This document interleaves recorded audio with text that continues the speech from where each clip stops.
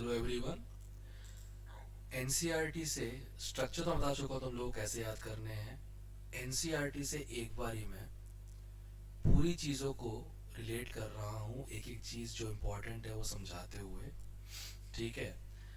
अपने पास जो चारों के चारों ग्रुप्स हैं, निकोजेंस, चैल्कोजेंस, हैलोजेंस और इनर्ट गैस, उसमें क्या क्या इंपॉर्टेंट है वो तुम्हें याद होना ही चाहिए। एक एक बार मैं समझा दूंगा इस छोटे से वीडियो में। ठीक है। सबसे पहले ये जो नोटिस करते हो छोटी छोटी चीज़ें होती लिखी हुई यहाँ पे। ठीक है। अगर तुमने नोटिस किया हो तो जैसे मॉलिक्यूलर नाइट्रोजन 78% एटमॉस्फेयर में होता है, और क्रस्ट में दो इंपॉर्टेंट चीज़ें बताई हैं, चिली सॉल्ट पैटर, इंडियन सॉल्ट पैटर। अब अच्छी बात क्या लगती है मुझे, इन दोनों में से कोई भी जिस कंट्री का नाम लिखा है वो नहीं थी। पोटेशियम नाइट्रेट जो इंडियन सॉल्ट पैटर ये चाइना में मिला था, और सोडियम नाइट्रेट जो होता है कंबोडिया में। पता नहीं इनका नाम ही क्यों रखा गया है। खैर, फॉस्फोरस के ओर्स एपेटाइट फैमिली। ठीक है। Ores of phosphorus. ठीक है। बाकी हमारी लिविंग बॉडी में भी होता है डीएनए आरएनए का फॉस्फेट्स।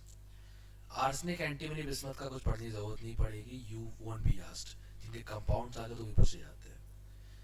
पूरा एटॉमिक टेबल नहीं पढ़ना है, पूरा ही पीरियड टेबल नहीं पढ़ना है, कन्फ्यूजन तुमको लिखना आता है इलेक्ट्रॉन देके। ठीक है। Since grade 11 NH2 NP3। Radius का trend top to bottom decreases, नहीं पढ़ने की जरूरत है, कोई फर्क नहीं पड़ता उसमें। ठीक है। छोटी छोटी बस बातें होती है। arsenic to bismuth, only a small increase in covalent radius is observed. This is due to the presence of completely filled D and F electrons and heavier members. ये चीजें रहती हैं। ठीक है। आईपी, सक्सेसिव आईपी बढ़ी रही होती है, उसमें कोई लोड नहीं है। मेन है एनॉमलस बिहेवियर जो पूछा जाएगा यहाँ पे केमिकल प्रॉपर्टीज में।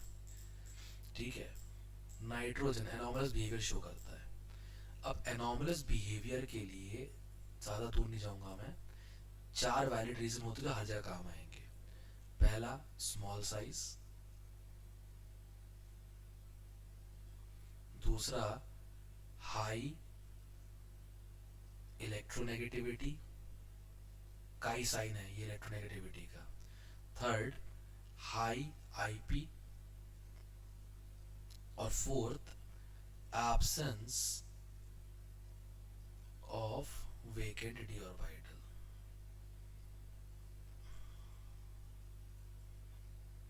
ठीक है। तो ये anomalous properties of nitrogen show कर रहे होते हैं। ठीक है। पूरा ही पढ़ने की जरूरत नहीं है, इतना भी कर लो तब भी काम हो जाएगा। अब ऑक्सीडेशन नंबर की बात भी की गई है, तो ऑब्वियस को पता है बिस्मथ मेटल होता है, वो माइनस में दिखाएगा नहीं। ठीक है। ऑक्सीडेशन नंबर जो कॉमन है ये वाले, क्योंकि ट्राइवैलेंसी या टेट्रावैलेंसी होती है। ठीक है। ये ध्यान रखना। ठीक है। और इसमें नाइट्रोजन इनर्ट, वो इनर्ट पेयर इफेक्ट तो बिस्मथ दिखाता है, +3 स्टेबल होता है उसका।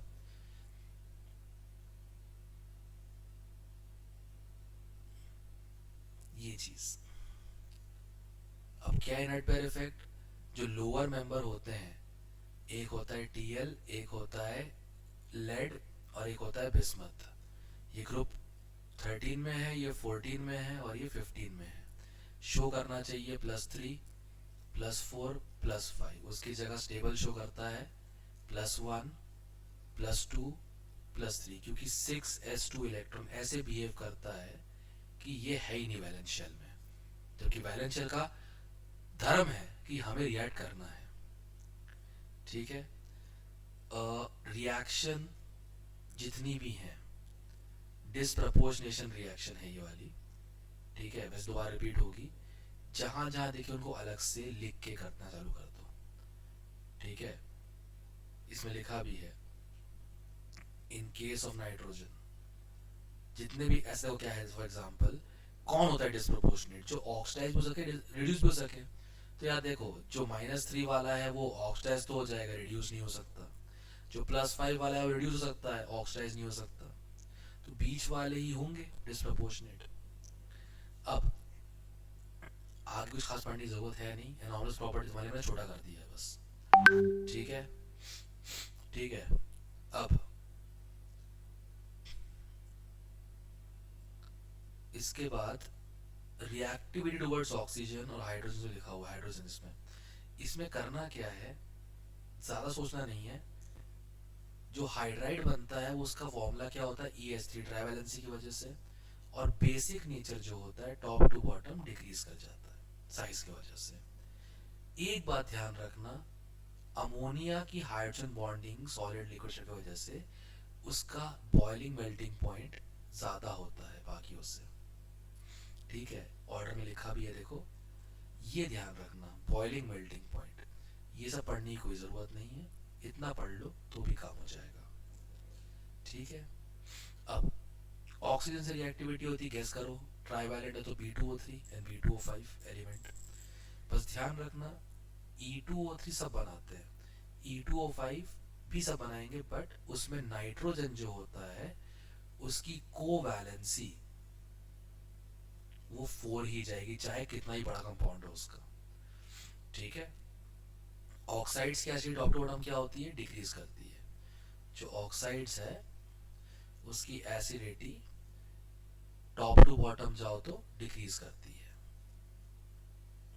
इतना ध्यान रख लो, बहुत है। रिएक्टिविटी टुवर्ड्स हैलोजेंस, ये सब बनाते हैं, but EX5 N and BI ज़्यादातर नहीं बनाता। B का एक ही है, BiF5, बट N तो बिल्कुल नहीं बनाता। क्यों? इसके पास वेकेंट ही नहीं है।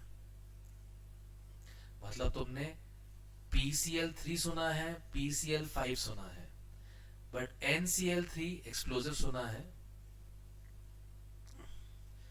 NCl5 नहीं सुना होगा। वेकेंट है ही नहीं sp3d के लिए, ये D कहाँ से लाएगा।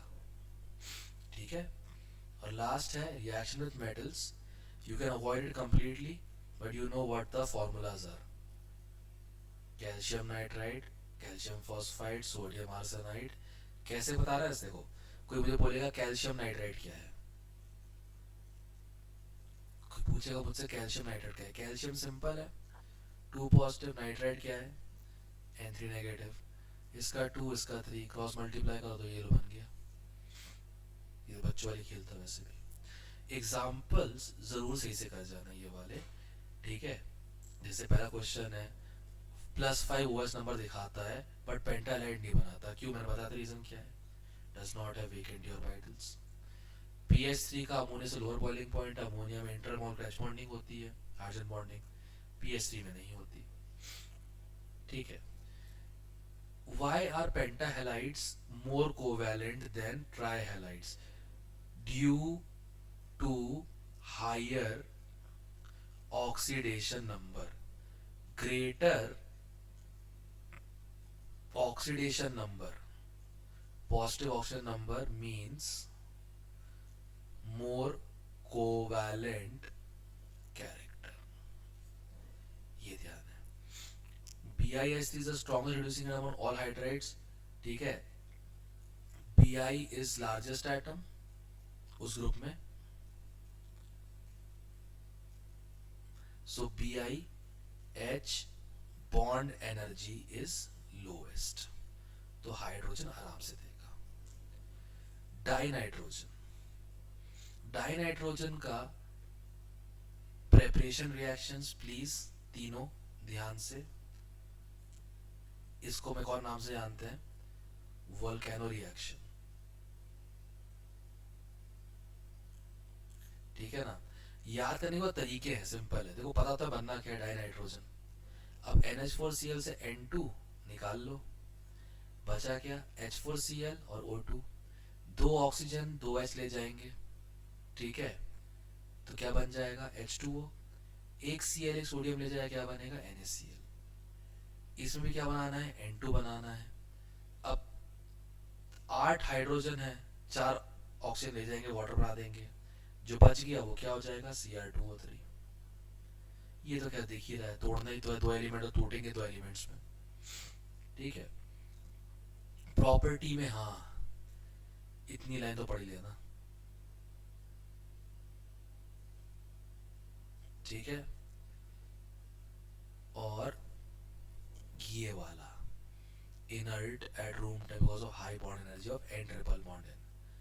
However, increases rapidly with rise in temperature. Higher temperature पे कंबाइन हो जाता है. अब तुमको उनके फॉर्मूले पता ही हैं, रिएक्शन पढ़ना बहुत फर्क नहीं पड़ता. अगली रिएक्शन हेबर प्रोसेस में आएगी तब बता दूंगा अच्छे से. ठीक है. और ये देख लो इनकम्बस्टिबल टाइप से कितना टेम्परेचर चाहिए होता है इसको. ये वाला पार्ट हर एक का कुछ और छूटे ना छूटे, ये वाला पार्ट जो यूजेस है ये जरूर पढ़ लेना. तुमको दो खुद ही पता है. लिक्विड नाइट्रोजन जो होता है -170 वाला, वो as an anaesthesia and preserving liquid का इस्तेमाल करते हैं उसको. ठीक है. साइनामाइड, कैल्शियम साइनामाइड, ये इससे बनता है. कैल्शियम कार्बाइड को नाइट्रोजन से मिलाया जाता है और बनता है CaCN2 प्लस कार्बन. ये होता है कैल्शियम साइनामाइड. ये देखो एजाइडेट का पोजीशन कर दिया आगे. और ये है N2 is less reactive at room temperature. पता ही है. Very high bond energy of N triple bond N. Ammonia. Ammonia में हर चीज़ नहीं पढ़नी है, पहले बता देता हूँ. सिर्फ हेबर्स प्रोसेस पढ़ लेना, इसकी इंपॉर्टेंस पढ़ लेना क्या क्या होती है. जैसे हेबर प्रोसेस में क्या है, टेम्परेचर जब हाई चाहिए रहता है. इसको अगर मैं एक लाइन समराइज करूँ तो N2 plus 3H2 in iron catalyst, K2O, Al2O3 promoter. ठीक है. 500 डिग्री सेल्सियस 200 से 900 ATM प्रेशर, इतना रहता है इसमें. ठीक है. प्रोसेस पर पढ़ने की जरूरत नहीं है. ठीक है. प्रॉपर्टी में ध्यान रखना, कलरलेस ओडरलेस गैस है और hydrogen bonds as in case of water accounts for high melting boiling point. ठीक है. बेसिक नेचर का होता है हाईली सॉल्वेंट वाटर. और ये लैब वाली चीज़ें हैं, ये तुम लोगों को पढ़ने की ज़रूरत नहीं है, कोई ज़रूरत नहीं पड़ेगी. फिर भी जितना कर सको एटलीस्ट कलर याद करना प्रेसिपिटेट्स का. ठीक. अमोनिया का भी वही सेम यूजेस. मेन सबको पता ही अमोनिया किस में काम होता है, फर्टिलाइजर्स में. ज़्यादातर अमोनिया फर्टिलाइजर में काम होता है. ठीक है. अमोनिया लुईस बेस क्यों होता है? लुईस बेस होता क्या है? लोन पर देने वाला, उस पर लोन पर है अवेलेबल. अमोनिया की कंडीशंस देखो, एक तो एक्सोथर्मिक होता है, तो लो टेम्परेचर और गैस के मोल्स कम हो रहे हैं तो high pressure. Low temperature high pressure. Oxides की स्ट्रक्चर है, रिएक्शन नहीं है फॉर्मेशन की, एक्सक्लूड कर ली गई है, मुबारक हो. ठीक है. बट एक काम जरूर करना, इसमें सब कुछ तो नहीं. एक जैसे ये चीजें हैं, एनोडाइमराइज क्यों कर जाता है कोल्ड करने पे. जैसे NO2 को ठंडा कर दो तो ये बन जाता है N2O4, और गर्म करो तो NO2. ये ऑड इलेक्ट्रॉन वाला है. ठीक है. और इससे स्टेबल हो जाता है. तो ठंडा करते तो ये ब्राउन कलर जो रहता है ना, ये हो जाता है कलरलेस. ठीक है.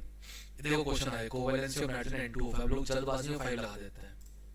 5 नहीं हो सकता, 4 होता है, क्योंकि 4 से ज्यादा बॉन्ड बना ही नहीं पाएगा. ये स्ट्रक्चर तुमको पता ही है कैसे बनाया था. NON double bond O single bond O double bond O single bond O.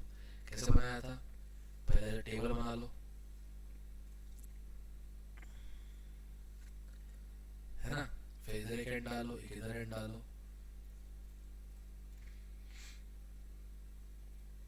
ये देखो कोवैलेंसी कितनी आ रही है, 1 2 3 4.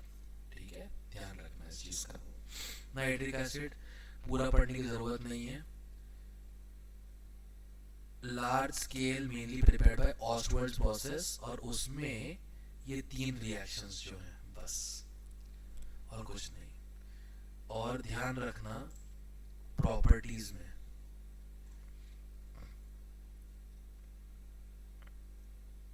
ये अच्छा हाँ, ये पढ़ने की जरूरत नहीं है, कलरलेस लिक्विड है, ठीक है, और क्या बोलते हैं, स्ट्रॉन्ग ऑक्सीडाइजिंग एजेंट है, और गोल्ड प्लैटिनम को छोड़ के किसी को नहीं छोड़ता ये, ठीक है।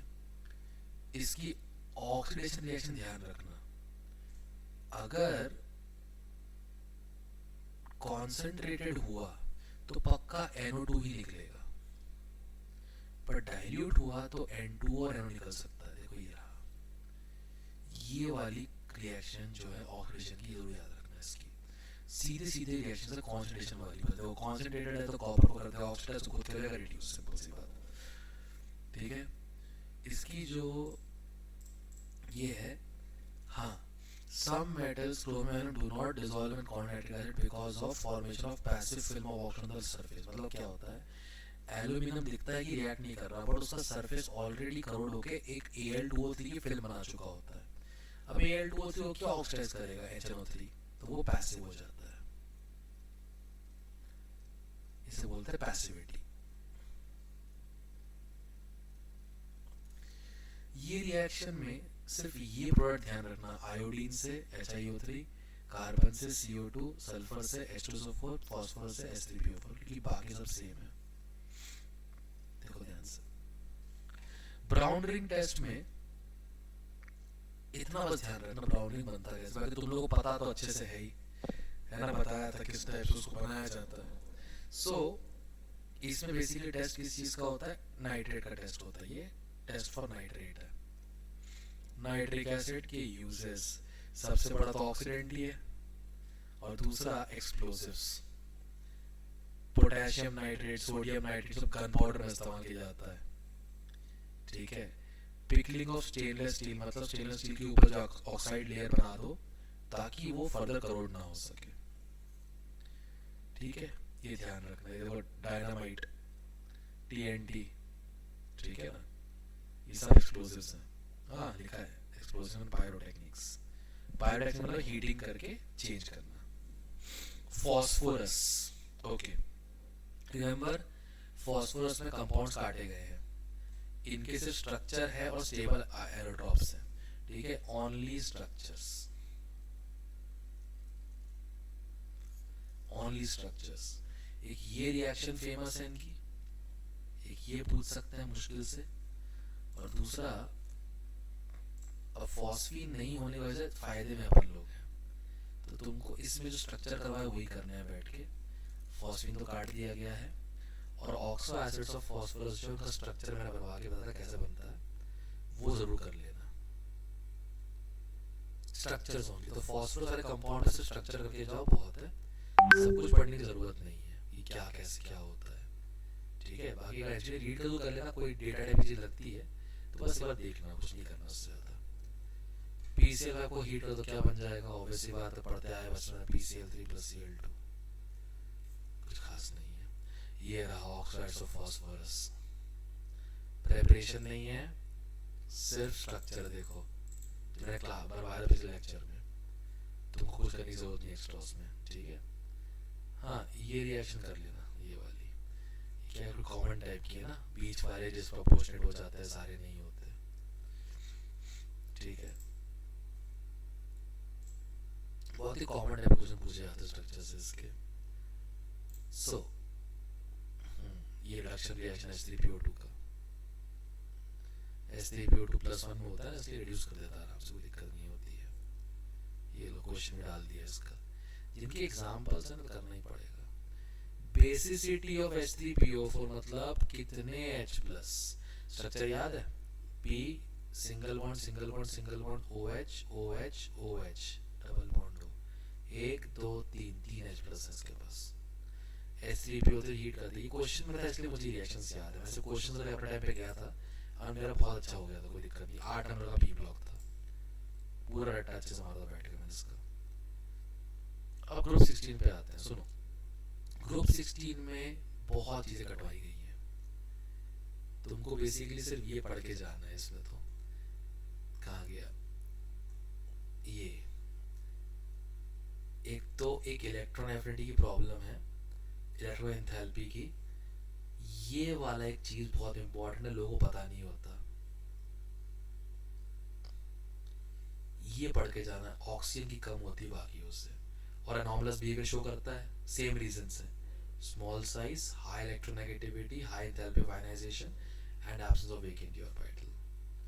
ठीक है, सेकंड मोस्ट इलेक्ट्रॉन एलिमेंट है भैया वो, ऐसी वही ऐसी थोड़ी। ठीक है, अब केमिकल प्रॉपर्टी को लिखा है अनॉमलस बिहेवियर ऑफ ऑक्सीजन। अब ये ध्यान रखना, ये वाला पॉइंट पूरा पढ़ के जाना, और वही बॉइलिंग पॉइंट ऑफ फंडा, H2O को बॉइलिंग पॉइंट ज़्यादा क्यों होता है, हाइड्रोजन बॉन्डिंग हो जाती है, top to bottom bond energy कम होती है, साइज बढ़ता जाता है। ठीक है, तो एसिडिटी बढ़ जाती है, ये चीज़ें हैं इसमें।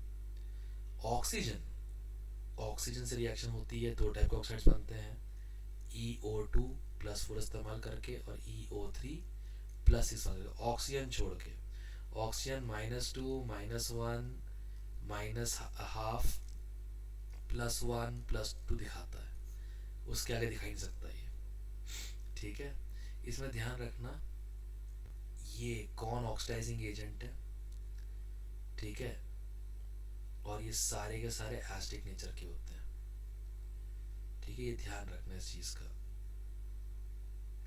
ये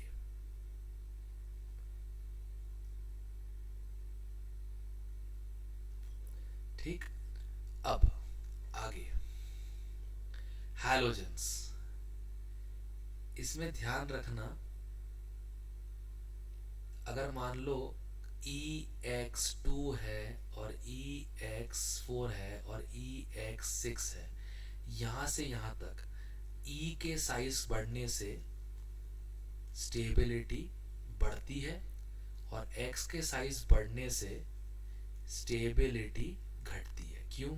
साइड एटम बड़ा हो तोड़ेगा, और इसीलिए सल्फर के सिर्फ SF6 फेमस है, SCl6 नहीं होता, SCl4 होता है। ठीक है, ये ध्यान रखना है इस चीज़ का। स्टेबिलिटी ऑफ हैलाइड्स साइज के साथ, देखो साइज के साथ। ठीक है, ध्यान रखना इस चीज़ का, और कुछ खास नहीं पढ़ना है इसमें अपने को। ओजोन का, अच्छा हाँ, top to bottoms bond size बढ़ जाती है, यही लिखा हुआ है। Important source of sulphur, sulphur कहाँ से मिलता है, एक तो सल्फेट ओर से मिल जाता है। ठीक है, इधर लिखा होगा इंपॉर्टेंट सोर्स ऑफ सल्फर, ये रहा अकरेंस। देखो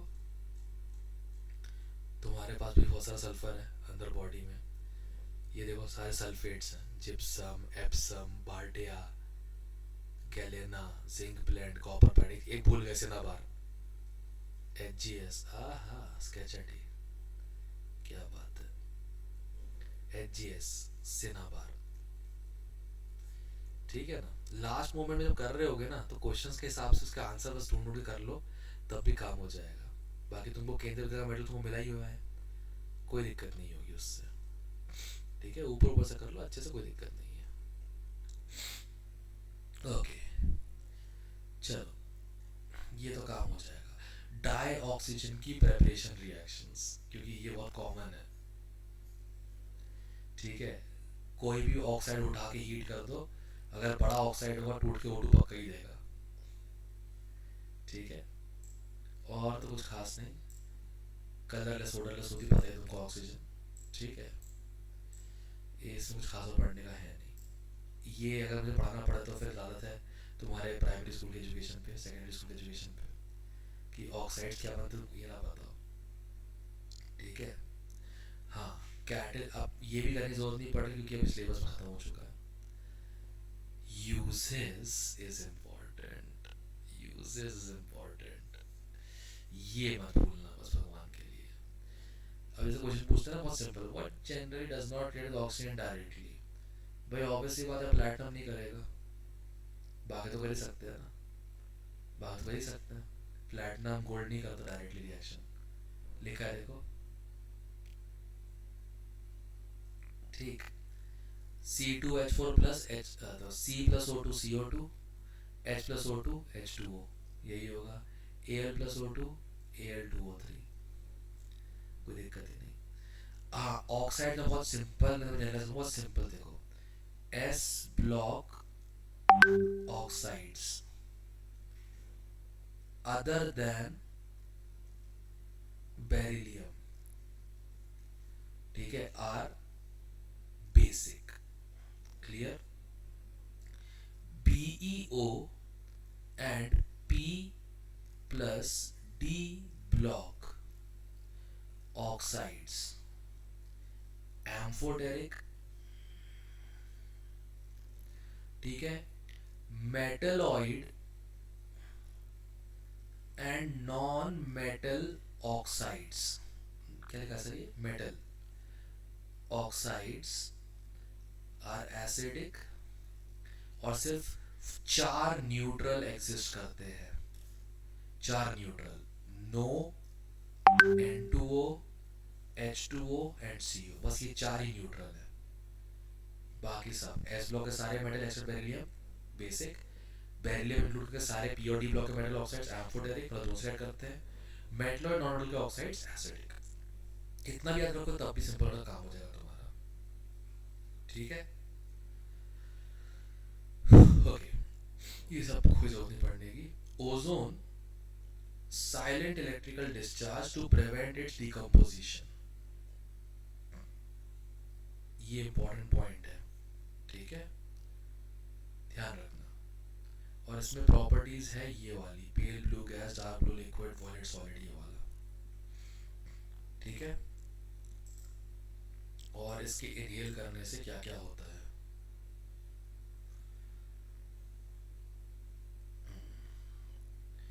इसके oxidising actions as a bleach, ठीक है, ध्यान रखना इस चीज का। ओके, अब यूजेस एज यूजुअल, इसमें सबसे इंपॉर्टेंट केएमएनओ4 वाला है, हाँ ये रहा, ये वाला है सबसे important. O3 is powerful full oxygen, unstable होता है, नेचुरल ऑक्सीजन देता है। O3 जो होता है अनस्टेबल होता है, ये O2 और नेचुरल ऑक्सीजन में टूटता है, ये पावरफुल है। How is O3 acid quantity Fe3 plus से, ऊपर लिखा होगा,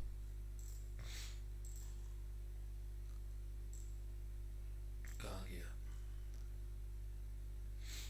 ये रहा, ये रहा। When ozone reacts with actual potassium iodide solution, buffered borate, iodine liberate, हाँ वही आयोडोमेट्रिक टाइट्रेशन से, ठीक है ना। ये वाला रिएक्शन बताता हूँ क्या होता है, O3 plus I negative gives I2 plus O2,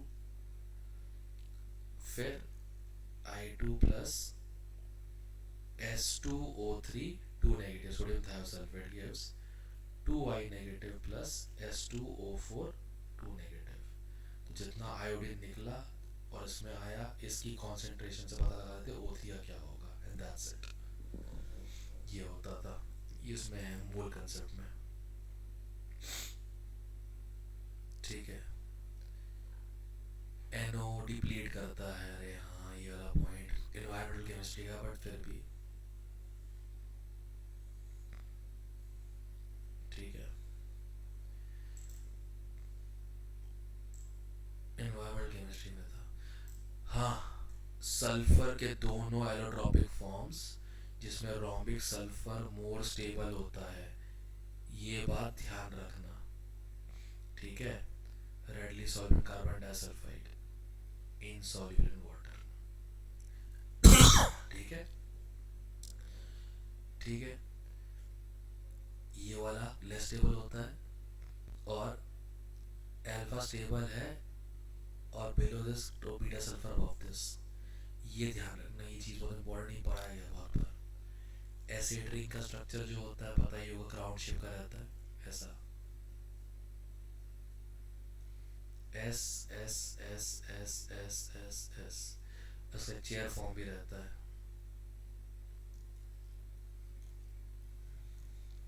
simple, clear है, ओके। अब आगे ये रहे स्ट्रक्चर्स, ठीक है। ये वाला तुम पढ़ चुके हो, S2, और ये बनता है 1000 केल्विन प्लस पे। ठीक है, मॉलिक्यूलर ऑर्बिटल थ्योरी, डीप यानी कोई ज़रूरत नहीं है, बता दिया क्या होता है। सल्फर डाइऑक्साइड में सब कुछ नहीं पढ़ना, बस ये पढ़ लेना इसका temporary bleaching action, bleaching by reduction ये रहा। हाँ ये रहा, ये वाला पार्ट, ये ब्लीचेस बाय रिडक्शन। ठीक है, SO2 खुद हो जाता है ऑक्सीडाइज। ठीक है, +4 से +6 सामने रिड्यूस कर देता है। देखो Cl2 ग्रीन होता है, कलरलेस हो गया। ठीक है, अब यूजेस इसके भी, हाँ टेम्परेरी बीच लिखा होगा, in bleaching woollen silk and anti chlorine निकालने के लिए ऊपर रिएक्शन वगैरह का ही सपोर्ट करेंगे सब इस चीज़ को। ठीक है, अब थक तो नहीं गए? क्या हो कल तुम्हारा एग्जाम बेटा, थको तो बिल्कुल नहीं। एक बार बस, what happens with sulfur diamide fast to Fe3S plus reduces to Fe2 plus ferrous. Nature of two SO bonds in molecule. ठीक है, nature of two SO bonds in SO2 molecule, are they equal? Sulphur dioxide का formula कैसा होता है, एक double bond हो जाएगा, एक लोन पेयर हो जाएगा और एक कोऑर्डिनेट बॉन्ड से बन जाएगा।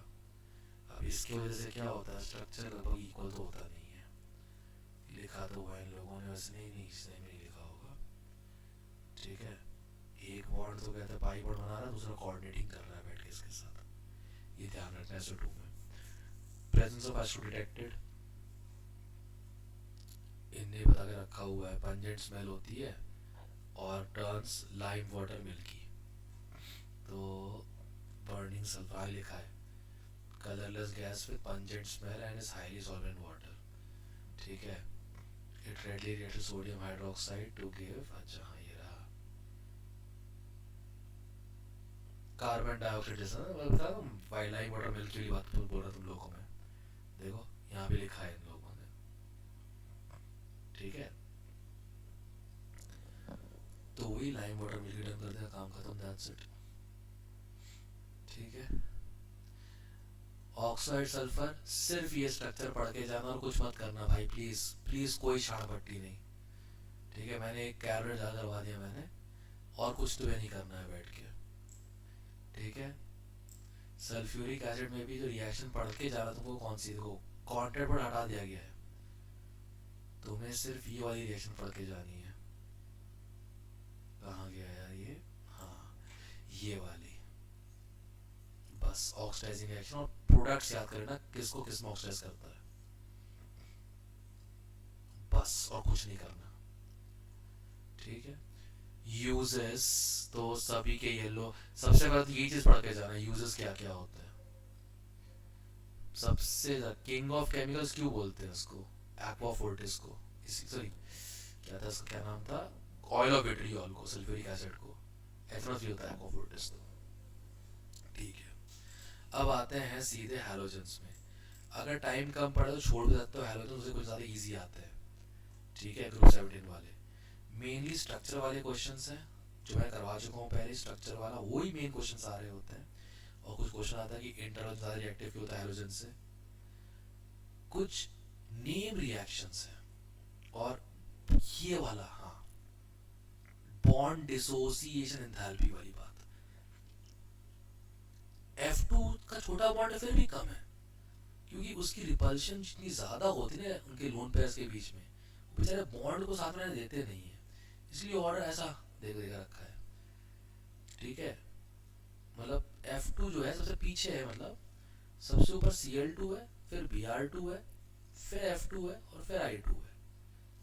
ये है का बॉन्डेशन एनर्जी ऑर्डर इस टाइप से। ठीक है, ये देखो ठीक। अब आगे, ये तो बताने के लिए फ्लूइड ग्लास कोई सकता, फ्लूइड ग्लास वेकेंट ही नहीं होता ना एनोमलस बिहेवियर की वजह से। हाँ, ऑक्सीडाइजिंग एक्शन, ऑक्सीडाइजिंग ऑर्डर, सबसे रिएक्टिव F2 होता है, फिर Cl2, फिर Br2, फिर I2। तो रिड्यूसिंग एक्शन क्या हो जाएगा, जस्ट उल्टा। इस पर जेई में क्वेश्चन बना के दे देता वैल्यूज डाल के, F negative, Cl negative, Br negative, I negative. ध्यान रखना इस चीज का, ठीक है। वही एनोमलस बिहेवियर। अब इसमें ये बहुत जनरल है, अगर नहीं पढ़ो तो कोई दिक्कत की बात नहीं है, ठीक है। ये ऑक्सीजन वाली बात पढ़ लेना। फ्लोरीन सिर्फ एक इकलौता फ्लोरीन ही है जो ऑक्सीजन को पॉजिटिव ले आता है, ठीक है, और कोई नहीं ला सकता। और स्टेबिलिटी कोई फंडा है, एनायन छोटा कैटायन बड़ा, सब कुछ पढ़ने की जरूरत नहीं है, ठीक है। ऑलराइट, अब हाँ, ये देखा ना, फ्लोरीन का वेकेंट ही नहीं होता, इससे माइनस वन शो करता है। Give two example to show anomalous behaviour of fluorine. Does not form HOFO, नहीं बनता, ठीक है। Alright, does not show valency more than one and only shows oxygen number -1, that's it, okay। डेवी भैया, तुम्हारे Davy भैया ने क्लोरीन डिस्कवर किया था, ठीक है। और इसमें एक प्रोसेस है जो तुमको याद होना चाहिए मैन्युफैक्चरिंग का, हाँ, डेकन्स प्रोसेस, ये याद होना चाहिए। बाकी सब तो होता रहेगा, कोई दिक्कत नहीं है, ये मेन है डेकन्स प्रोसेस। और दूसरा, क्लोरीन लेबल्ड होता है NaCl के इलेक्ट्रोलिसिस में, ये तुमने बहुत पहले पढ़ा हुआ है। ग्रीनिश येलो गैस, कलर तो पता होना चाहिए, F2 कलरलेस होता है, लगभग पेल येलो होता है। F2 जो होता है, ऐसे बना देता हूँ मैं,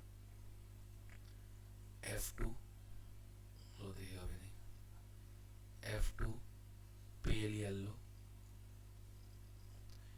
ठीक है। Cl2 ग्रीनिश येलो, ठीक है। Br2 रेडिश ब्राउन,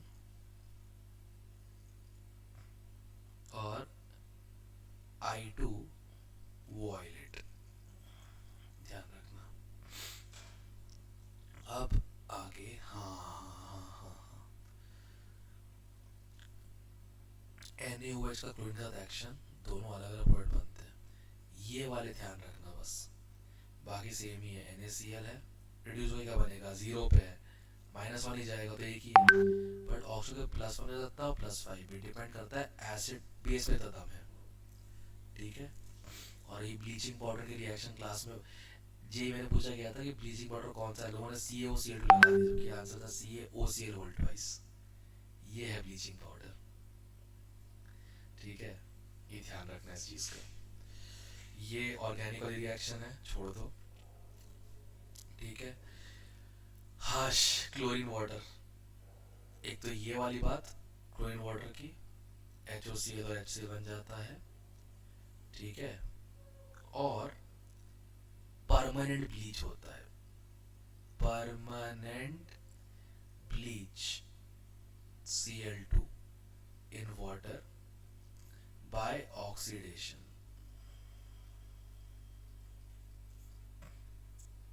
एक तो रिएक्शन है इसकी, ये रही, ठीक है। पावरफुल ब्लीच है इन वाटर, ये देखो लिखा है, रीड कर लेना, बाकी तुम्हें पता तो है ही क्यों, ठीक है। एज यूजुअल यूजेस, ये देखो tear gas, CCl3NO2, phosgene, mustard gas, इनके फॉर्मूले पता होने चाहिए। ये तो कटवा दिए इनके फॉर्मूले उसमें से हैलोजन वाले चैप्टर में से, तुम्हारे लिए इजी हो गया, ठीक है। Name two points, phosgene and tear gas, answer mustard gas. HCl पूरा नहीं पढ़ना, बस एक ही ध्यान रखना, एक्वा लीजिए, एक तो एक्वा सॉल्यूशन में HCl को बोलते हैं हाइड्रोक्लोरिक एसिड, तो ये चीज। दूसरा, एक्वारीजिया, गोल्ड और प्लैटिनम तक को डिसॉल्व कर सकता है, इसे बोलते हैं रॉयल वाटर।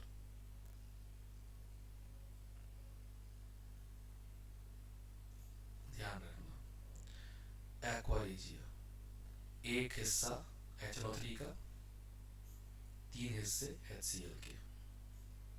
क्लियर है? ओके। ये तो पता है, स्ट्रॉन्गर एसिड वीकर एसिड को छोड़ो, जाने दो, टेंशन नहीं है, तुम सीधे यूजेस करो, उसके बाद खत्म करो, जो चीज़ काट दी गई खत्म करते हैं। ठीक है, ये है इंपॉर्टेंट क्वेश्चन। तो बहुत लोग पूछ रहे, वहाँ से दे नहीं पाते इसका। उनको ये नहीं पता चलता कि जो H2 निकलेगा, H2 H2 से H प्लस का पोटेंशियल है 0 वोल्ट, और Fe3 प्लस से Fe2 प्लस का पोटेंशियल जो है वो है प्लस 0.77 वोल्ट। तो दोनों में रिएक्शन हो जाएगी और H2 Fe3 प्लस को Fe प्लस बना देगा वापस। ठीक है ना? ध्यान रखना, liberation of H2 prevents formation of Fe chloride. That's it. Oxo acids के बताए थे फॉर्मूले पिछले लेक्चर्स में, वीडियो में बताया था। HOF का ये सब नहीं होता क्योंकि उसको वेकेंट ही है ही नहीं। स्ट्रक्चर देखो, क्या करवाया था, कैसे करवाया था। पहले ये बना दो, और उसके बाद एक बॉन्ड हटा के लोन पर लगा दो। ये अभी हेलिक था, पर हेलिक अब हेलिक हो गया। दूसरा डाल दो, हेरस हो जाएगा। तीसरा डाल दो, क्या हो जाएगा, हाइपोहेरस। एक एक ऑप्शन हटाते जाओ बस। इंटर हैलोजन में हाँ प्रेपरेशन नहीं पूछी जाती, ठीक है, पर देख लेना, कोई दिक्कत नहीं है, बस कुछ खास पूछ नहीं जाता। सीधे पूछते हैं हैलोजन का स्ट्रक्चर क्या होता है। तो मैंने बताया था क्या क्या था, लीनियर, ठीक है, bent T shaped, square pyramidal और पेंडुलर बाइपिरामिडल। ये देखो, बेंट टी शेप, ठीक है। पता है ना कैसे किया जाता है? देखो, BrF3 है, BrF3 में ब्रोमीन के 7 वैलेंस इलेक्ट्रॉन्स और फ्लोरीन के 3 × 7, 28, 28 डिवाइड बाई 8, 3, 24, सबट्रैक्ट में 4 आया, divide by 2, 2, 3 bond pair, 2 lone pair, T shape.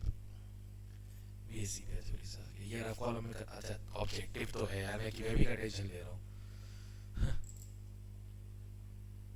Uses सबसे बढ़िया क्वेश्चन, ICL एटोसी रिएक्टिव क्यों होता है? ICL पोलर है, टूटेगा आराम से। I2 नॉन पोलर है, नहीं टूटेगा आराम से, सिंपल। क्लियर?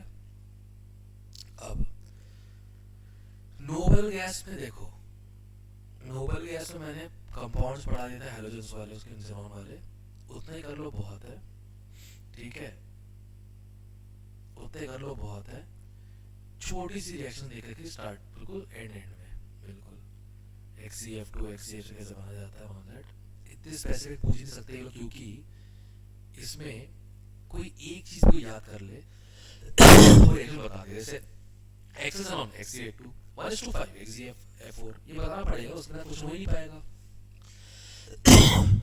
ठीक है, ये रिएक्शन की वाइब्स आती है, हाँ ये पक्का पूछी जाएंगी, ठीक है। अब इसके अलावा स्ट्रक्चर्स हैं, वही देख के चले जाना, जो जो बनवाया था मैंने, लोन पर हटाओ, वो लगाओ, इस टाइप से, ठीक है। हाइड्रोलिसिस रिएक्शंस जो है वो जरूर कर लेना, ये वाली देखो, XCF2, ठीक है, XCF6, ये वाली, ये जरूर करना। हाइड्रोलाइजेशन बनता क्या है, सीधे कुछ IDG एडवांस तक में आया, बताओ यार, हद होती है। और ये जो है, एक तो इसके यूजेस बहुत ज्यादा इंपॉर्टेंट है, बहुत ज्यादा।